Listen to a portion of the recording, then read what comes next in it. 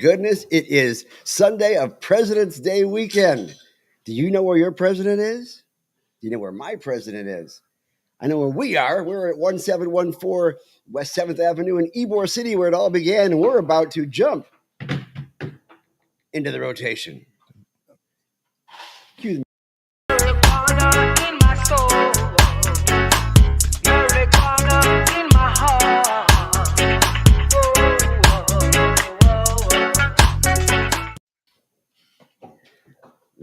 welcome on this Sunday. It's about time we go ahead and take a little break from all the madness of the week and talk about the madness that's right here in the cannabis industry. And of course, let's start out by introducing ourselves. My name is Gary Stein. I'm the political director of Suncoast Normal and star of Wait, Don't Tell Me. If anybody saw it, if they didn't, pretend I didn't say that. Right next to us, okay, I have Carlos Angel Jose Armida, which is the best Spanglish impression that I could ever do. And he is our deputy director. How you doing today, Carlos? Sup, everybody. Sup. That's How's everybody doing? That's something with a capital S or a small I'm not S? some sort of like journalist. I'm not even an engineer. I don't even know what I'm doing here. You do a darn good job of it. Thank you, sir. And from above the Beltway, hitting him below the Beltway, we have Chris Cano, our executive director, who has always suffered the inimitable position of being able to watch everything that's going on the Hill and not go mad. So, Chris, are you going mad this week?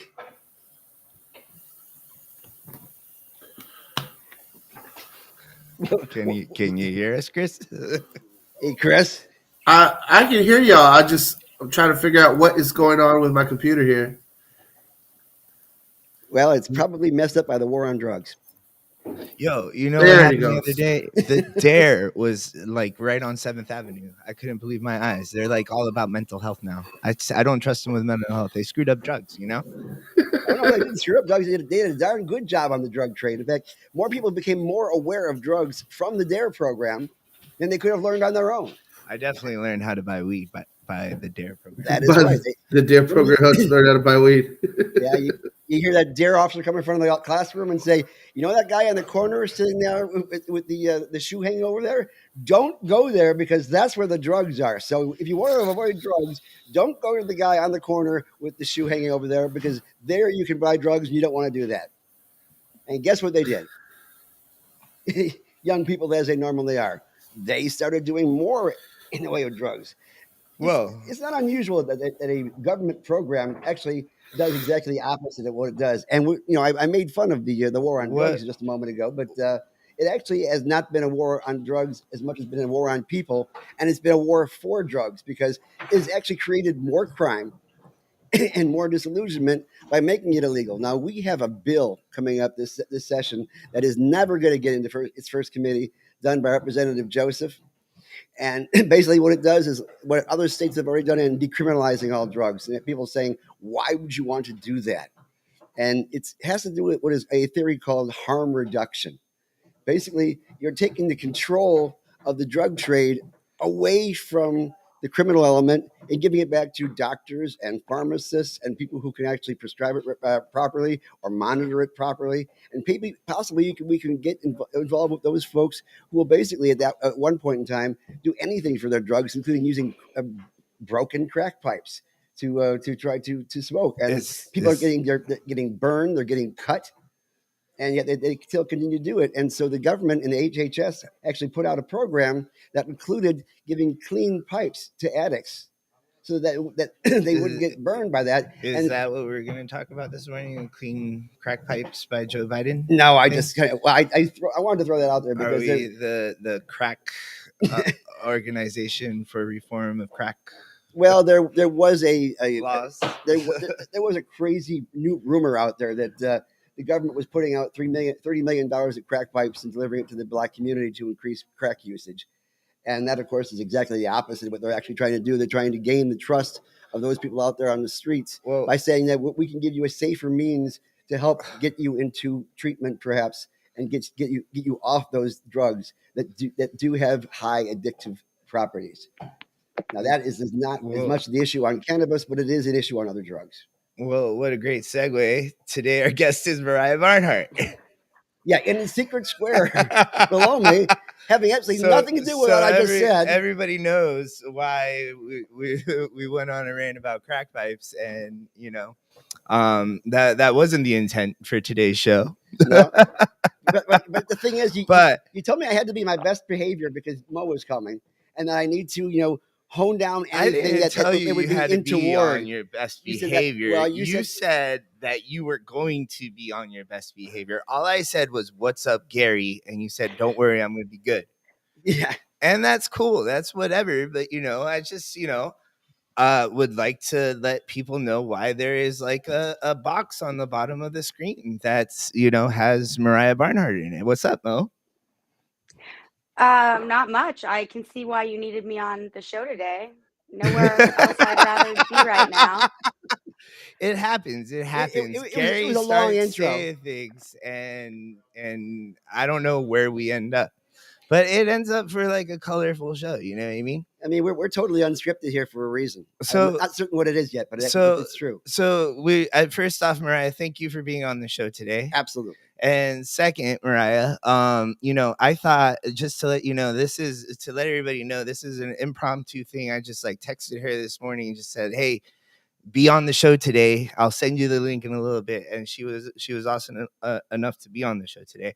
I thought a good topic for today's show would be going back to Florida politics, and Moriah here is heavily involved in everything going on in politics, wanting to get a wise woman's perspective on what's going on. Moriah is also, in addition to all the whole Cannamom thing, she's a big influence for women in the cannabis industry in Florida. And wanted to go ahead and talk about that. I think we've had so many great guests on the show.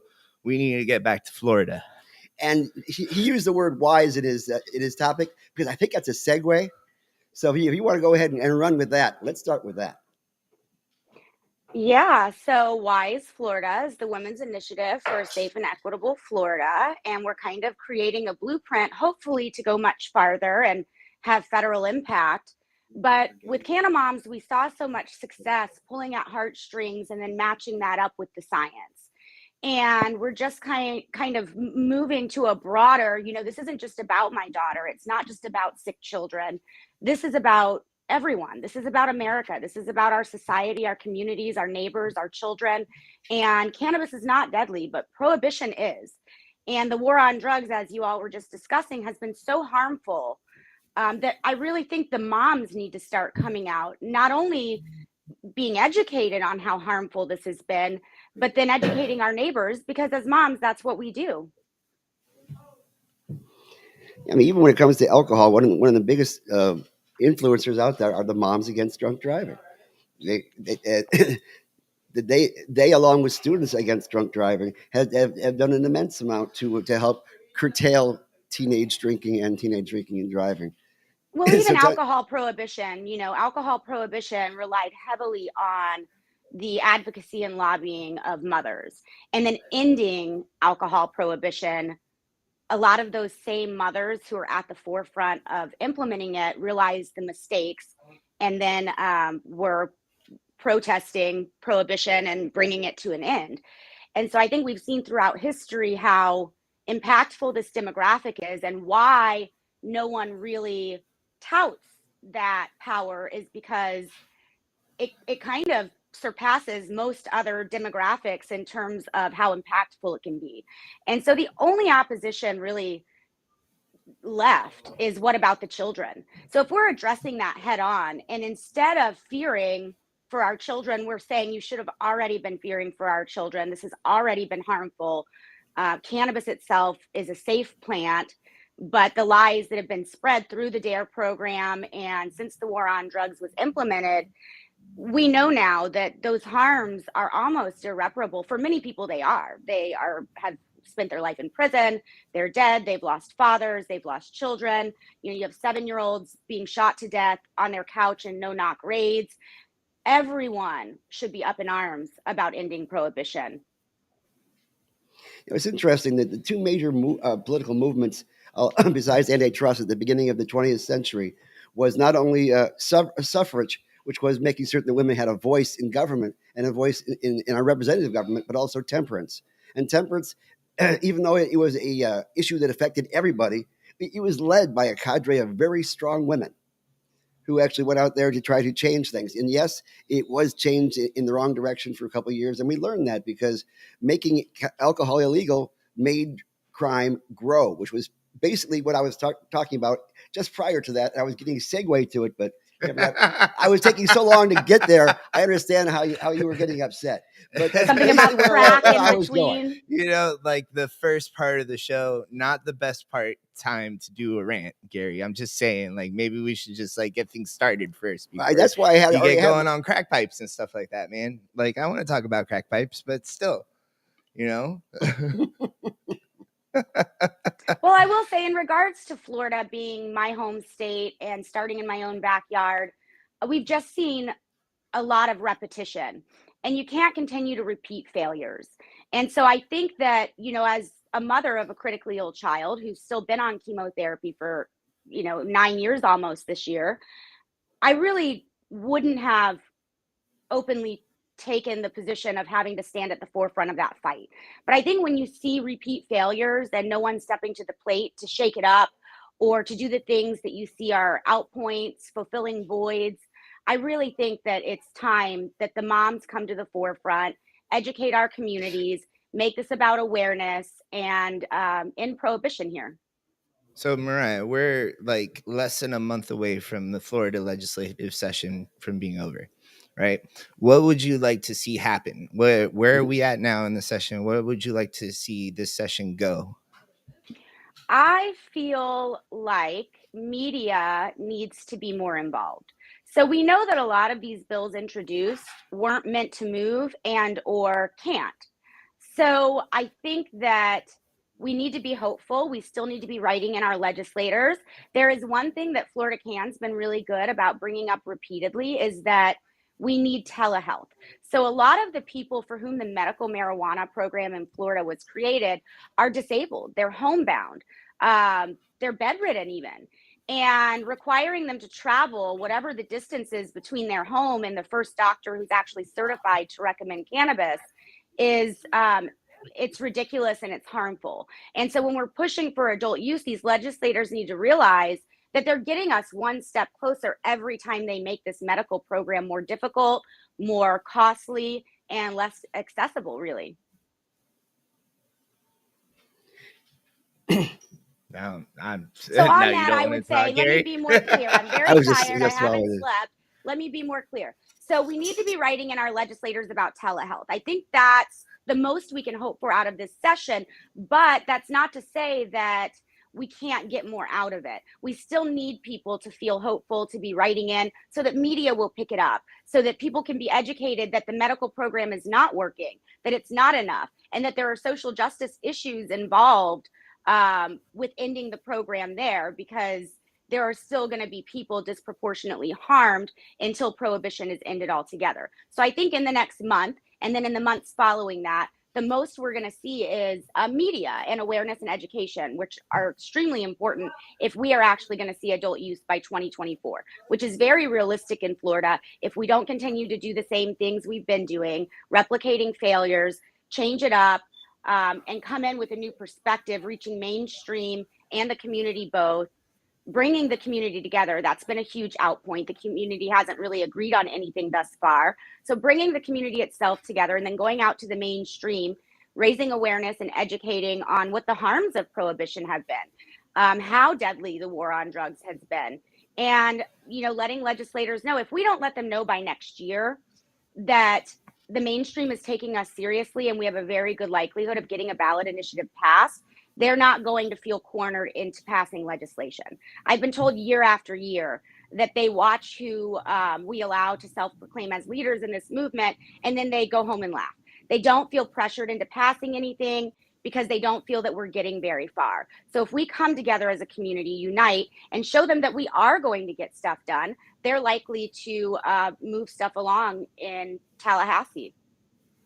Now we're at a tipping point right now in the session where we're about to segue from all the committees onto more of the floor votes in the House and the Senate, and that means if bills that have been filed this last year have not gotten to their first committee by this week, they are essentially dead because they cannot get to the rest of the committees in order to make it forward. And so we're getting a clearer idea as to what they want passed this year and what they don't even want to be heard.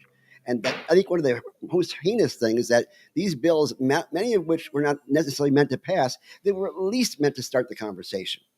And that was prevented as well. Do you find that to be a major frustration? Yeah, so I also feel a major obligation and failure on my part. So when people like us go to the media and pitch this story, generally they do pick it up. And so I feel that there has been a lot of wasted time and opportunity to get the media involved and get them not just following and presenting the info, but explaining why people are still pushing for this. I think that there's a couple of approaches that are just ingenious this year. But as a single mom of a pediatric cancer kid, I'm just one person when we're each only just one person. So I do think that you're absolutely right that we're seeing what is and isn't important to the legislature. But I also feel a sense of my own lacking. And I hope in the next few months, maybe to make amends for that and put these op-eds out. We're at a place in history where the entire country is touting some of our higher up Republicans as these freedom fighters over the pandemic, when in reality, if that were the case, cannabis would be the litmus test. And that's the message that needs to get out right now. You hit while the iron's hot. And I think that certain messaging would just be extremely impactful at this exact moment in time. I think you're absolutely right that once we get to this point in the session, we know what things they don't want to be heard. So it's up to us to start the conversations publicly so that we can actually start to address this in the following session. And of course, during that time, especially in an election year, we need to find those people who are interested in moving this conversation forward. Because as much as no matter how much you tried in this last session during this first half to get bills to move forward, no matter what you do, leadership of the majority party is going to decide what is going to move forward and what is not. And what they decided this year was they are only going to take those bills that are politically inflammatory and to make the media get so absorbed by it that it basically it basically moves away from the things that are really important that need to get done. It's basically a distraction. And it's even possible that after all this is said and done, that the bills they put out are so egregious that they don't pass, then we have nothing. Which is And what they I will often say do my in the federal biggest government. failure in advocacy to date for me would be if I don't successfully tap into that right now. There has been, like I said, with Cannamoms, we can tout our hard work and our appearances and our speaking, abilities, and we can tout so many things about each individual or each group that helped, but it was just the right moment in time and we seized it, right? And this is the right moment in time with the COVID stuff and the anti-masks and vaccine mandates and freedom fighting. And this is the right time in a Republican supermajority trifecta in the state of Florida to tap into that messaging, that if these Republicans truly believed in personal freedoms, this would be the number one telltale sign. And we know that Republicans are in favor of this, voters, and to bring to light the disconnect between voters and the elected officials, who instead of recognizing themselves as servants, call themselves leaders. This is the time for Republicans to see that the people they're voting into office do not feel obligated to fulfill the will of the people if they're against the will of the people, right? It's an interesting bifurcated job that we offer them. They are supposed to be our servants. This is a representative government, so they're supposed to go out there and do our bidding. But they can't do it unless they serve a leadership role in the legislature to move forward your thoughts into that situation. So they have to do both, essentially, in two different worlds. I gotta say, I'm kind of like I'm sitting here and I'm listening to you guys talk, and I'm a little disheartened. Like, I'm wondering where things are gonna go this session, and it seems like all we can do is educate, and that nothing's going to happen. Right? Like, is that I what would I'm take hearing? a different approach, Carlos. I do believe, and I believed this long before session. I believed this last year, and then leading up to session, and I was vocal about this. This was not meant to create legislation that was going to pass. This was meant to create an opportunity for us to get the media picking this story up, to educate our neighbors, because we are going to have to pass something in 2024, likely amongst ourselves. And so what we need to be doing is setting the stage for that now, getting these messages out, having the public, come to the realization that this is not a partisan issue, and that if these Republicans truly believed in personal freedoms, this would be something they would be supporting. A lot of these politicians don't move until they're strong armed. And that happens with the media. That happens with public messaging. That happens when their voters are constantly being reminded of what they are and aren't doing. And that's where we need to be, is reminding the voters to a degree where next session we'll see some movement. And in between, we're going to see some movement. I mean, someone like me, I see more movement throughout the year than I ever do in session. So it's not like, your correspondence with your politicians ends when session ends or starts when session starts. But I think that this is the most hopeful. I mean, I don't know an appropriate way to explain it, because I guess you're right. It does sound disheartening. This is the most hopeful I've ever been to push adult use forward in Florida. We have 2 years to do it, and we need to be hitting the ground running this session with the messaging that I'm talking about, getting the media picking it up, writing op-eds, and taking every opportunity to do media when it's necessary. And throughout the next year, have them be strong-armed into fulfilling the will of the voters to a certain degree. And if they don't do what we want them to do, have the voters be paying enough attention that they're willing to pass something on behalf of, the state.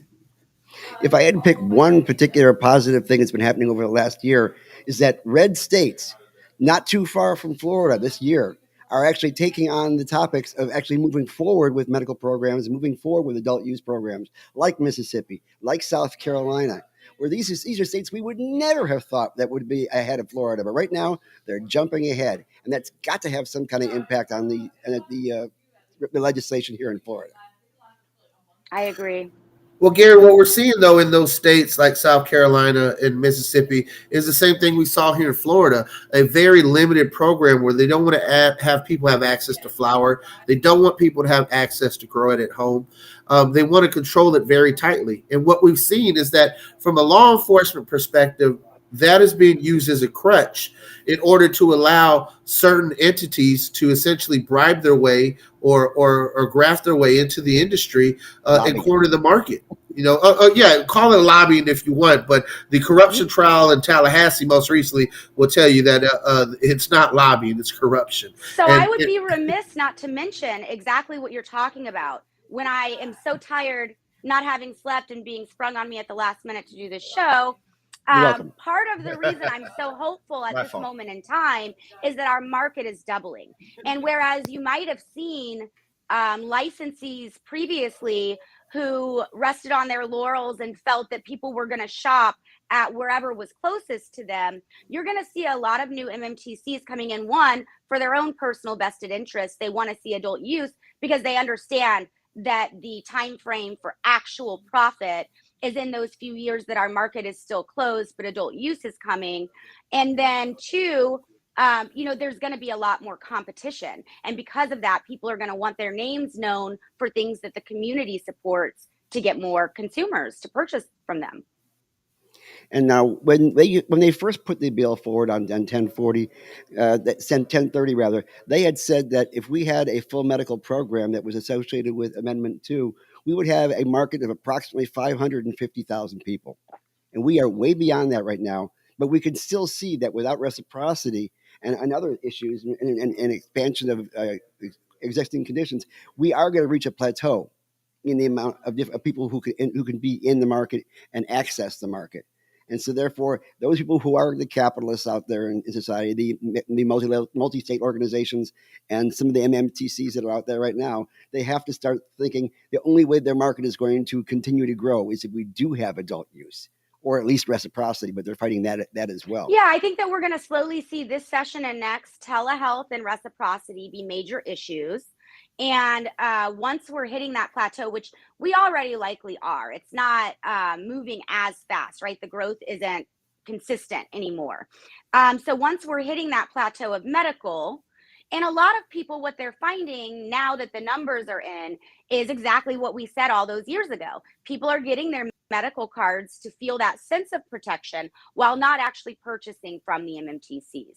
And so it's a smart business move to say, with the millions of tourists coming into Florida every year, right now hitting while the iron's hot with the messaging that if these Republicans truly believed in freedom, they would be pro legalization, and also with the COVID impacted economy, that this is a way to really revive that. And in Florida, with tourism being our #1 industry, you put all of those things together, and there's just no way that it doesn't make sense to anyone. So if we can get the voters speaking on behalf of that and putting pressure on the legislators, I think we finally have a winning approach. Okay, so reciprocity, telehealth, and education. Oh. I turned my mic off. I'm sorry. So I thought you sounded kind of low today. Reciprocity, telehealth, and education. That's the positives for right now, right? To prepare for No, I think those are things we're still pushing for under the medical program. So perhaps next year, if we do a really good job this year of continuing to educate why the medical program is still failing and expand in those regards, not only that, but as Gary mentioned, widening the pool of people who are eligible. Basically, everybody is having to be diagnosed with PTSD right now. And so between all of those things, spending this year educating to do that, genuinely, you have two reasons. Genuinely to help the patients, right? As the mom of a pediatric cancer child, that's where my heart is. But there's more vulnerable demographics than just sick kids. So simultaneously, while we're pushing for these expansions and the betterment of our current program, to be utilizing that lobbying and that activism to educate the public on how and why this program is simply not enough for several reasons. One, for the other vulnerable demographics that prohibition is harming, but also simply for the patients. It's not enough for them. It's too expensive and it's inaccessible. So it's an important topic of conversation on why, when this comes onto a ballot, they're going to vote out of sympathy, a lot of people, the way they did for Amendment 2. Well, this is where we're trying to move forward, right? So is there any legislation that could pass this session that could move us backwards? Anything? Gary, I'll let you take this one first. Still? Well, anyway? we are moving backwards in a number of things. One particular thing is that leadership we're so bowled over by the fact that we were able to pass Amendment 4 and pass the bill in regards to giving felons the right to vote back, that they decided to go ahead and start putting it through measures that make it harder for citizen initiatives to go forward, making it nearly impossible for the average person who doesn't have several million in their back pocket to be able to get a citizen initiative on the ballot at all. And after that, all you have is joint resolutions that come from the legislature to get onto the ballot. And essentially, in this representative government, they have taken out the voters' direct access to the government and stuck it straight back to only through the legislators. And again, that filter doesn't always work because they have other agendas. Okay. If I had to say I was the negative, I'd say that was it right there. Yeah, that's pretty shitty. Now, we forgot to mention this earlier. Now, you formed a new organization called WISE. Now, I know it's not Women in Spatial Engineering. It's something that more having to do with cannabis. And would you explain what WISE is and what its mission is and what you hope to see going forward? Sure. So Women's Initiative for Safe and Equitable Florida was founded actually just last year. And the goal initially was laying the groundwork for education so that whichever route this was going to be pushed forward, whether through legislature or through a ballot initiative, that people were educated enough on the harms of prohibition, the benefits of legalization, that they would be either helping to get a bill passed or willing to vote yes on an amendment. As we've moved forward, we launched at a time when the Supreme Court was shooting all of the lawsuits down that would, help cannabis in Florida, and at a time when just a lot of bad news was coming in. And now we've seen the ballot initiatives, fail over and over again. And I think that we're at a time when we can probably safely say we need some new voices, and they need to be diverse, right? You can't have one person. So as the mom of a critically ill child, I'm seeing things and speaking from this vantage point. So we need to have multiple people, multiple different backgrounds, reasons that they're fighting, speaking on these different messages and platforms, so that we're reaching everyone, and that everyone has, something that opens their eyes and ears and lets them even desire to be more educated, so that we can move this thing forward. The people who invented prohibition understood one basic thing, and that is that those in power make the rules. And so, therefore, if you have the ability to control the message, you have the ability to control the situation. So you had people like Hearst who in the communication industry putting a lot of money towards fake journalism to push out the idea throughout the public that drugs were bad. And I would be honest with you to say that if Harry Anslinger was not the commissioner of the Bureau of Narcotics, but say, for instance, the commissioner of agriculture of some small southern state, would we have prohibition right now? No, because he was in a higher position. He was able to control the message. He was able to control the movement, and he was able to garner enough support monetarily and politically to move forward this idea of prohibition. Had there been less power towards him, had there been less money in it, like from from the DuPonts and from the Hearst family and things of that sort, we wouldn't have that right now. But we are the grassroots folks. So how Well, do we flip moving that from around? prohibition to the war on drugs, a lot of people, I think, believe that this all just kind of happened, right? This was a very gradual and intentional process. And while we know racism might have been at the roots of the original intent behind prohibition and moving that forward, what we saw with the actual war on drugs, the most beloved, first lady and people, high up, what they were doing in the media, if you recall, and we should actually probably go back and find and make new videos out of those videos, they were appealing to mothers. This was all about keeping your children safe, because there was a lot of controversy over how we were going to address the epidemic of addiction in America. And there has been no epidemic so great as the addiction epidemic that has grown exponentially under the war on drugs. We know that it's a failed war. We know that racism was at the roots of implementing prohibition, but that also politicians didn't want to lose the organized crime money that they were getting from alcohol prohibition. And this was a new way to refund those politicians. And there's a lot that goes on behind the scenes from prohibition to the war on drugs launch that I think makes it logical to say, putting moms at the forefront, meeting that message head on. What about the children? This is about the children. The war on drugs has created a country of addicts and has created epidemics of disproportionate arrests and prosecution rates and injury. And to really bring these moms out, educate the mainstream. And I think that that's the last domino to fall. We've seen every other argument. If comparing cannabis to alcohol was going to legalize it in Florida, we would have seen that happen half a decade ago. If one messenger or one voice or one message was going to get the point across, we would have seen that. Florida is a diverse, unique state.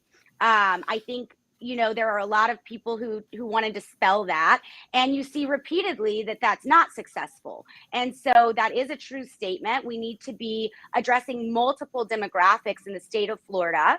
And we need to be doing it in a way that people are willing to open their ears and eyes. For most mainstream people, this topic is annoying. They've been hearing about marijuana in Florida for a decade and they just want it to be over with.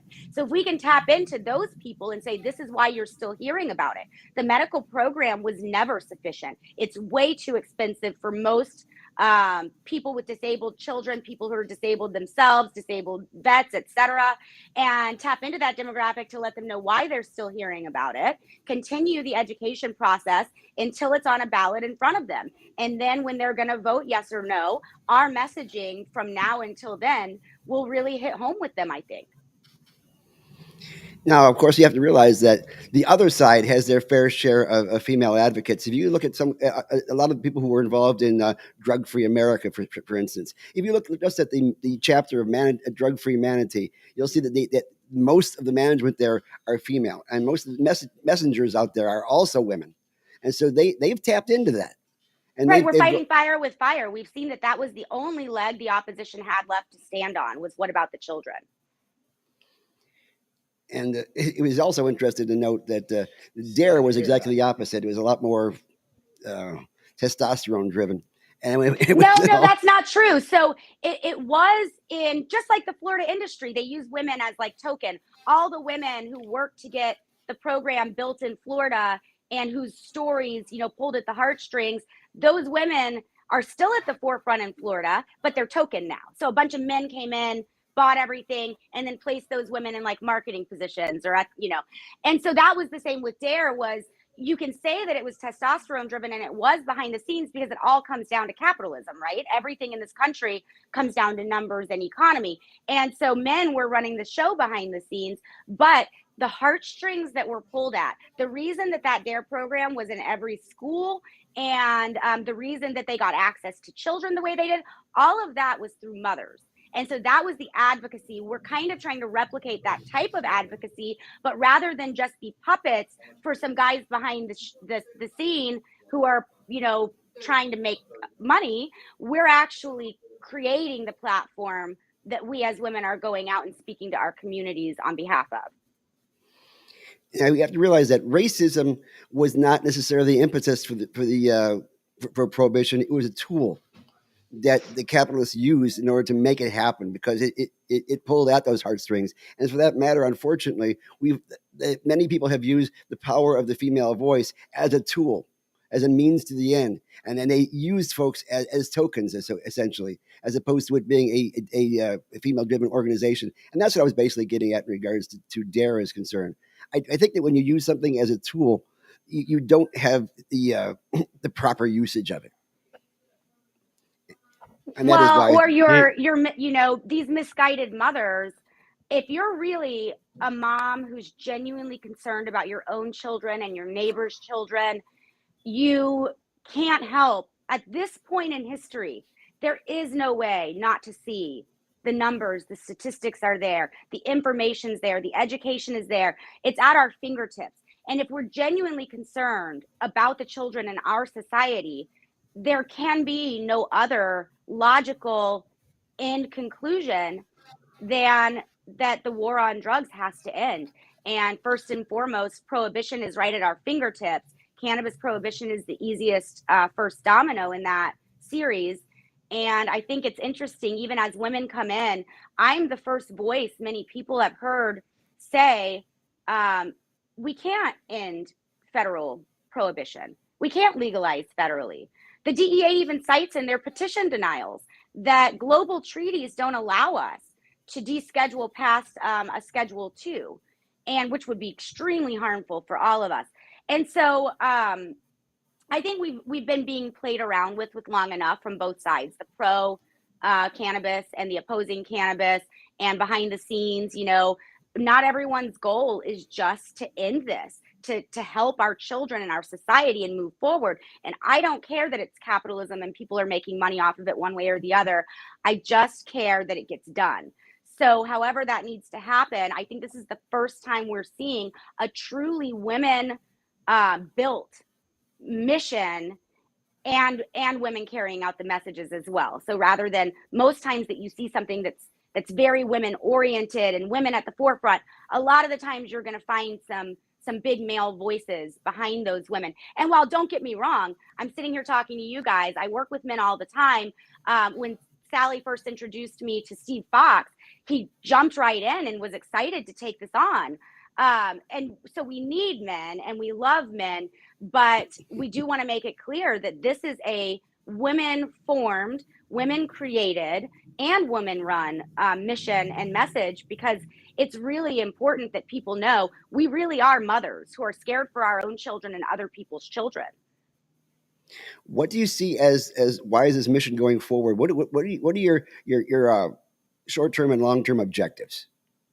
Well, I'd say I like dreaming big, but I think it's always safest publicly to just say we are here to legalize cannabis in the state of Florida. We're here to end prohibition. And I think that we're taking the correct approach by mothers speaking on behalf of how harmful this war has been on children, from no-knock raids to imprisonments to disparity rates to the medical program being inaccessible and too expensive, even for children like my own.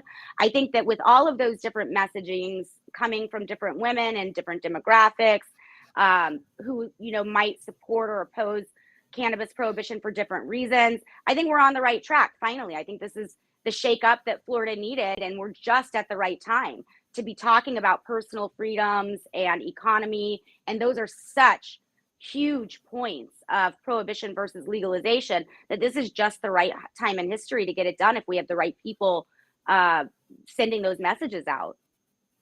Now you got to give it to the minority party over in the majority party in Tallahassee, because they are consummate politicians and they are extremely good at what they do. If you just look at, say, for instance, any of the bills having to do with abortion over the last decade, almost every single one of them, you'll find they find a female legislator to move it forward, be it Kelly Stargel, be it Colleen Burton, be it any of those. You usually will see the female. You won't see a guy file that bill first. And Right. that is not by serendipity. It is exactly what you say. That Well, they're I putting say that this in. with Cannamoms all the time, but it was this weird realization I had that I always felt like a strong woman, and I took care of my children. Their health and their lives were my responsibility. But like so many other women, as soon as I leave my home, everyone else is the expert. You've got cops overseeing what's legal. You've got politicians writing what's legal. You've got doctors telling you what's safe. And so I just think we're at a place in history where we as women need to sit down and have a conversation with ourselves and with each other, take that power back. At first, if you look at the last presidential race, just do a quick Google search for the last presidential race and either the mom vote or, women polls. There was so much psychology and research and money spent on our demographic. These people realize how powerful we are and how much impact we can have. So if we also realize that and we come together and we are making impacts in our own local communities and then statewide, and it's ironic you bring up the abortion bill because right now that's what we're looking into. Once Florida's legal and we're moving to this nationwide stage, and we know that we can't just federally legalize like that against global treaties, I think that abortion lawsuit is the exact lawsuit to follow, the step by step, that basically the federal government should relinquish oversight to the states on this issue for now. Now, federally, we've had many bills that have been filed since 1972, and nearly all of them were filed by men, especially in the last one with Dana Rohrabacher and those kind of folks. But all of a sudden, we have a bill in the House that is actually being pushed by a female member of the Republican Party, Congressman Mays. Chris, how is that bill moving forward? Is it moving forward because there's a different voice involved? I mean, bipartisanship is a joke in Washington. Okay, plain and simple. What we're going to see move forward is whatever leadership wants to move forward. We've seen the MORE Act is something that we can get through the House, and in April we're expecting the Cannabis Administration Opportunity Act to be introduced into the Senate. And I would look to see that one of those two pieces of legislation for right now end up being the ones that end up, at the finish line. I doubt very much that a Republican-sponsored bill in a Democrat-controlled House and Senate is going to move anywhere, just like as we've seen any bills that we've tried to move through in a Republican-controlled state go absolutely nowhere. It almost sounds like you're saying that if we have a Republican pushing the bill at a time when there is a slim or none majority in regards to the Democrats' concern, they're putting it out there knowing it's not going to move forward, and therefore people will see them in a different light. So therefore, the agenda is not exactly to pass it, it was just to have said that you wanted to try to pass it. Yeah, I mean, look, we had Rep. Learned on here a few weeks ago, and he talked about how great this bipartisan bill he's doing with Spencer Roach is. And the fact of the matter is it's political theatrics. In the grand scheme of things, all the savings that he tried to pitch to us, to the patients in the bill, there are some savings in there, but the vast majority of this bill is for the purpose of saying, look, we can work together. When in actuality, when it comes down to actually getting stuff done, they're not working. And let me just point out, so first of all, people should be, I've never been a proponent of the 50-50 nation. People should be more aware right now that those politicians you elect are not the same Democrat and Republican voters that are your neighbors. They don't believe in personal freedoms, and these politicians that are proving to us that they're not fulfilling the will of the voters need to be voted out. This is a time in history where we have more of a chance of keeping an eye on this than ever before. And so as a mom, I've just been lamenting the entire show about how Carlos is hopeless and how we created this sense of hopelessness. So here's a really, really good outtake from that. And Chris, I'd love to talk with you more just in general about federal, because I think it's really important to do these things kind of simultaneously. But Gary, good point on what Chris was saying, is that the Republicans knew this wasn't going to move, and they introduced it anyway. So the Republicans know that their voters are now looking at this under a microscope as an issue of personal freedoms that these Republicans have been touting that they're proponents of over COVID. And Florida really needs to tap into that. So that's a really, really good and positive movement forward, is that these Republican politicians now know that their voters are looking at cannabis as an issue of personal freedoms, which really coincides with the atmosphere of the pandemic. I guess it comes down to short-term and long-term goals. A lot of people, they do file bills that are omnibus bills. I mean, Hinson over in Alachua County right now put together a legalization bill that was 120 pages or so. It was a great bill, and it didn't go forward at all. But she made her point that all these things have to be discussed, and how soon can we have it done? Let's remember that Jeff Clemens put through the Kathy Jordan Act in 2013. No way that it was ever going to have a chance of passing. And look how far we had to get before. Well, and 3 years later, we passed the constitutional amendment. And that's why I say, with all of the bills being introduced, and if we can tap into the media picking them up, letting our neighbors know what's going on, keeping this topic going. So that's exactly right. So the next year they passed that low THC bill, right? And it was with the intention of offsetting the public perception that broader legislation was needed. And still we persevered and we pushed through and got the full medical program passed in 2016. I'm saying that right, aren't I? As I'm saying it, it suddenly doesn't sound right, because it passed in 2016 and the bill was 2017. So that's what we're doing right now. This year, more cannabis legislation was introduced than ever before, I think, in Florida history. And so you're starting to see this new cycle, right?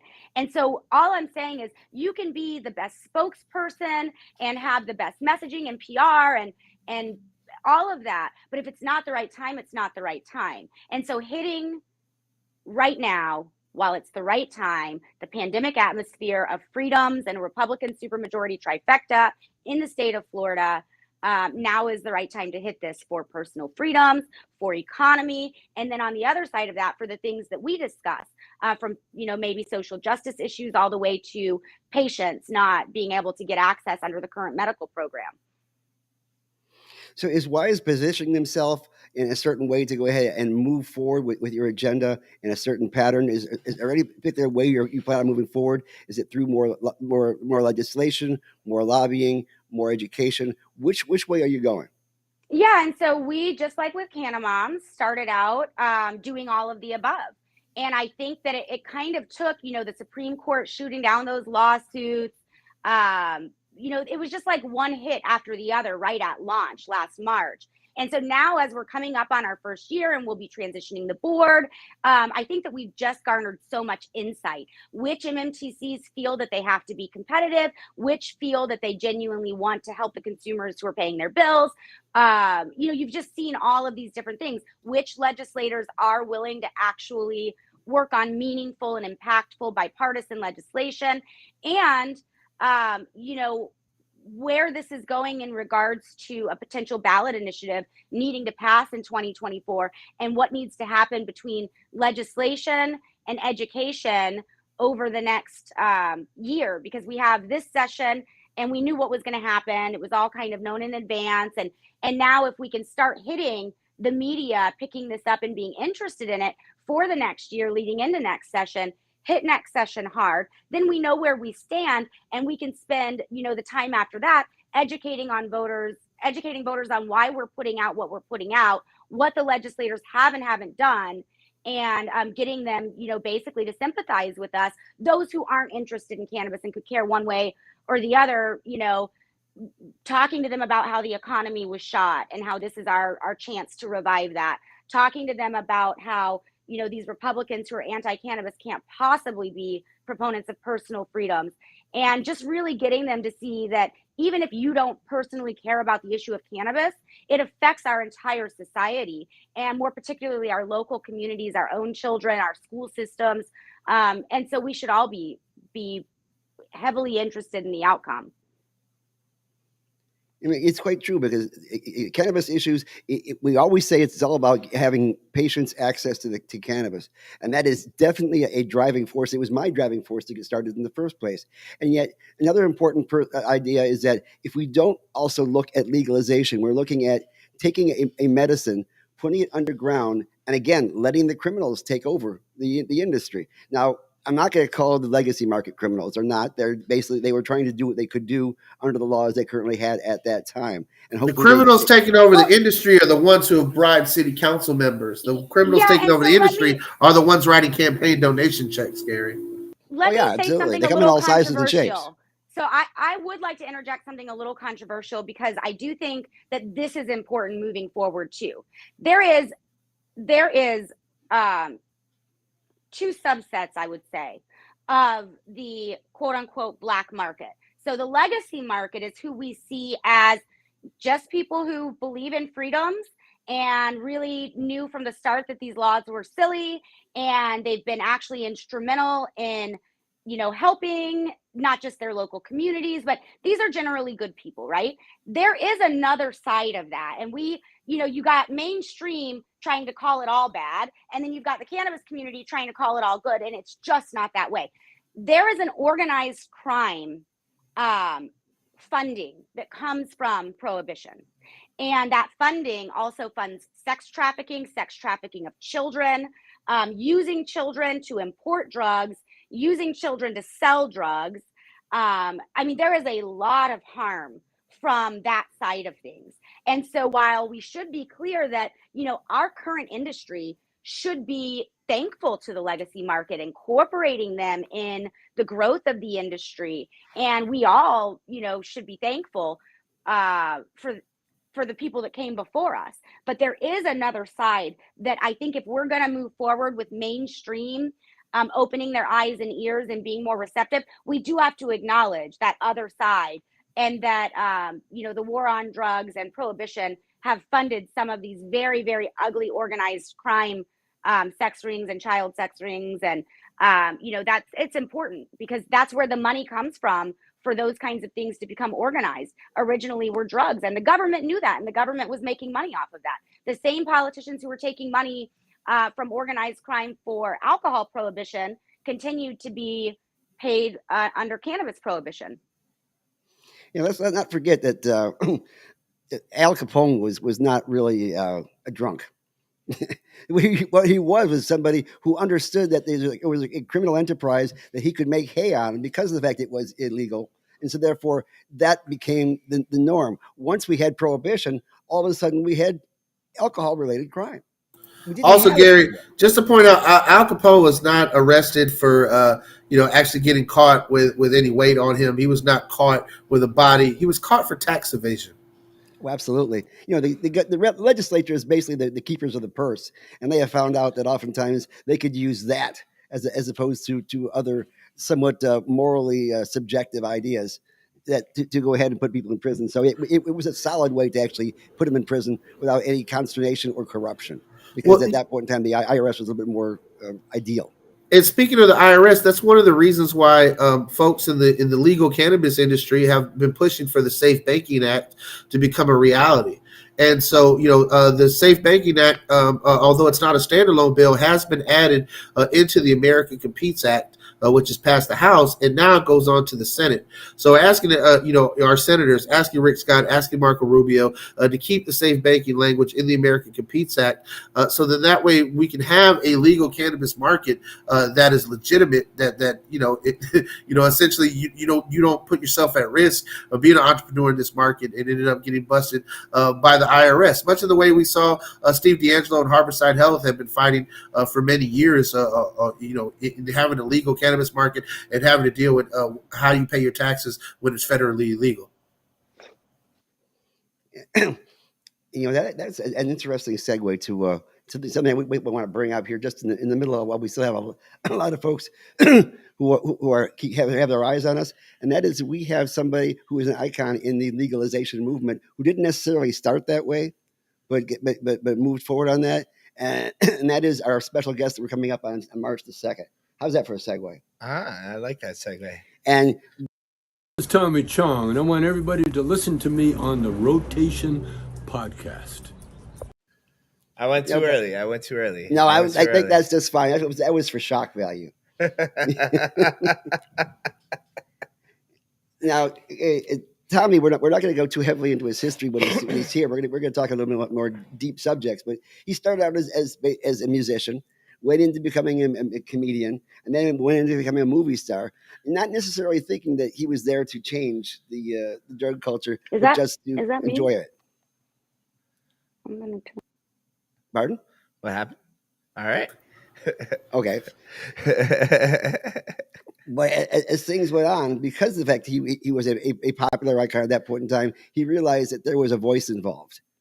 And in part, maybe after being arrested for just selling bongs. And having bongs? Yes, Chong's bongs. And having to serve time on that. Obviously, he was not immune from that kind of situation. He found himself moving forward. We're hoping to go ahead and discuss those kind of things with him. And so we're hoping that you will join us on this every extra special episode on March the 2nd. And for that, I think we should also put out a little cue that if you are interested in sponsoring this show, we've been working this as a what would you say, a shoestring budget? Yeah. Oh yeah. A broken shoestring. Our equipment's horrible. If you move the table, the sound changes in the headphones. But anyways, we're doing a hell of a job. I want to tell you why we're doing a hell of a job, because this guy is busting his getting in some awesome guests on the show. Everybody that's been on the show recently, from Nikki Free to everybody, has been incredible. And all of a sudden now we got Tommy Chong on. Let's play the video again. This is Tommy Chong, and I want everybody to listen to me on the Rotation Podcast. Don't you just love that? Like him saying that. Like one more time. Just one more time. This is Tommy Chong, and I want everybody to listen to me on the Rotation Podcast. So it's a special episode. It's going to happen on a Wednesday at 11 on March 2nd. And, everybody that watches the show now, 11 in the morning. I hope you're. No, hold on. That's 11 in the morning Tommy's time, because Tommy's in California. It's going to happen at 2 o'clock our time. Yeah. Oh, yeah. Okay. 2 o'clock our time. Yeah, that one. Yeah. I don't know. I don't know how time works, guys. I'm sorry. I'm juggling four things when you start at once. moving west, it starts going down. That's all there is to it. That's all you have to remember. The fact is, if you'd be interested in sponsoring this show, if you'd be interested in seeing your name prominently figured as we move forward, talk to us. We'd be more than happy to let you help us move this to the next level, to have more guests of influence, just like Tommy. It's that shameless. If you want to be a part of this, just let us know. There's opportunities for that. And therefore, that'll give us less opportunity to talk about Pornhub and things like that, since Mo's not on right this second. So I don't know. I think Moriah is having technical failure. She's texting me what's going on. But either way, I mean, we can continue with the conversation. We do have a big event coming up as well. I mean, we're doing a lot of big things as a Suncoast Normal chapter. Obviously the Tampa Bay Cannabis Business Expo, April 23rd. It's going to be happening at 5508, off of Hillsborough 50th. At the co-work space.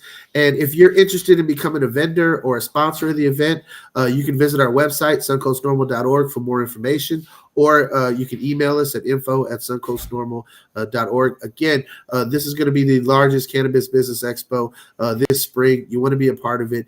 We're highlighting all the different opportunities for folks to get into the industry. And if you're a member of the industry already and you want to highlight your brand, this would be the expo that you want to be at. And we've suffered as far as the conference and educational part due to COVID for the last couple of years. We're finally getting to the point where we can actually start to expand again, and it's good to see that this is a event which will have a large outdoor space, so it's still safer. As we are still somewhat involved in this pandemic, but you can come there and get a chance to enjoy the industry as it currently stands, and to see how far we're moving forward, and get a chance to see some absolutely amazing panels of people who can clarify the industry for you. And we expect this to be a massive event. We expect anybody who gets involved to get great publicity, great PR, and be able to move this industry forward, because we are getting closer to legalization. And it's going to happen only through a combined effort of everybody in the ancillary and non-ancillary businesses as we move this forward. And I think that this is the perfect time for this expo to be coming in Tampa on the I-4 corridor. You can come at it from every direction, and we are here. And let's not mention the best way to be a part of Suncoast NORML. And what is the that? Easiest way? Yeah, is to join Suncoast NORML. We are a membership organization, 501c4 political advocacy group. You can join at suncoastnormal.org /membership. You get that gold leaf pin. Come over to Chillum. 25% off at Chillum. no problem. Anything else you guys want to add? You guys want to end the show? How much time we got left? Well, I hope we can invite Moriah to come back and be a part of our Women in Cannabis Expo panel. We're putting together some amazing panels. We'll have a panel on women in cannabis at the expo. We're going to have a panel on medical marijuana and healthy living. We'll definitely have a social justice panel taking a deep dive into these issues on the war on drugs and how it's affected various communities. And then, of course, we're going to talk about the cannabis industry in Florida. And so we're looking forward to having a diverse panel of everyone from folks in the hemp industry to MMTCs, to doctors' clinics, to advocacy organizations like NORML. Yeah, and Mo, if you watch this on replay, or if you can still hear us now, this was your segue to let people know about the fact that we are going to have that Women in Cannabis breakfast. That should be a good platform for you guys to go ahead and put forward the message we're talking about, because it is a powerful voice. It is a strong voice. And yeah, we kidded with Mo for a while. I just tried to get her get under her skin a bit, but that's what we do. And let's take. If people don't walk away, I'm just a little bit irritated. That's what you do, Gary. I learned Moriah is a firecracker. I'm not trying to get into Mo's skin. Talk about Gary getting under your skin, guys. And I even promised myself I would not do a single comment about Peyronie's disease while she was here. You know, Gary, I love you. I love you because no matter how mean I am to you, you still love me back, and I'm sorry. I love you. and you stopped smoking cigarettes, so I love you too. Thank you. That's why you love me. Still getting over it. Let's just so we're gonna end the show. We gotta end the show, guys. But one more thing. Absolutely. Okay. Kathy Jordan and her 20 years of advocacy today. All of us, including Moriah, are involved in some way. Kano, you even donated all the way in Washington, D.C. You're still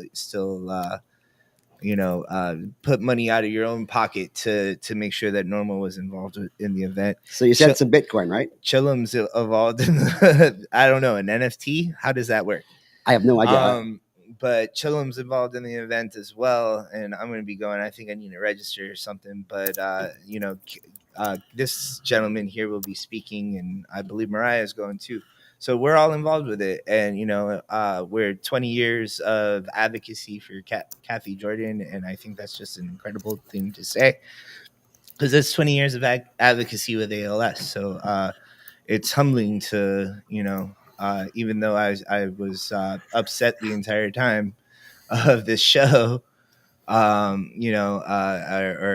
felt disheartened by where we are politically. It's to remember there's 20 years of service there, so it's pretty important. Yeah, I mean, Kathy is someone who challenged all the way up to the Florida Supreme Court for the right to her medicine, and essentially, helps set a case precedence for a medical defense necessity. And I think that in this state, as we move forward, we cannot forget those who have come before us in this advocacy movement. So happy to be a part of that, to celebrate all the work that Kathy's done over the last 20 years. And me and Gary will give her a hug for you, Kenna. Appreciate y'all. Absolutely. Well, we'll catch everyone next week.